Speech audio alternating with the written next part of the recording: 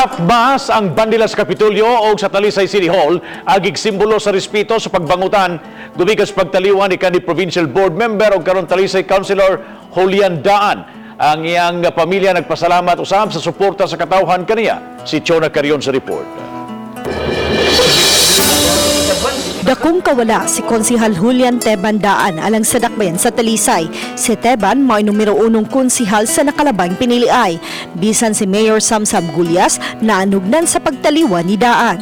Kadiyot rami nagpuyog sa City Hall kanang he's been a part of my political career ever since mangod kay while I was a congressman, I think he was a board member, kanang kanunay magyud siya gatabang ug ga-advise nako kung siya angay pamuhaton sa politika. So it's a big loss and of course Talisay will miss him and Cebu will miss him.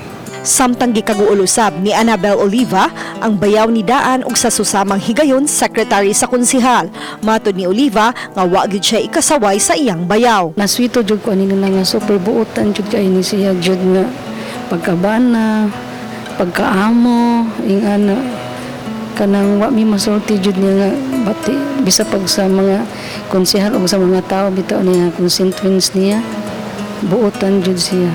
Mapasalamaton ang anak ni Teban nga si Lester sa suporta sa katawhan ngadto sa iyang amahan, dili lang sa iyang pagka-radio personality kundi hangtod sa iyang pagka-politiko. Ultimo Visayas Mindanao nang musta unsa na tinuod ba na. So pasalamat lang jud ko sa mga supporters ni Papa.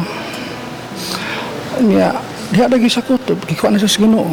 Nunod sa kamatayon ni Daan, naka-half-mast ang bandila sa Talisay City Hall o sa Provincial Capitol. Si Daan, hayaon sa punerarya diha sa Imos sud sa upat ka adlaw.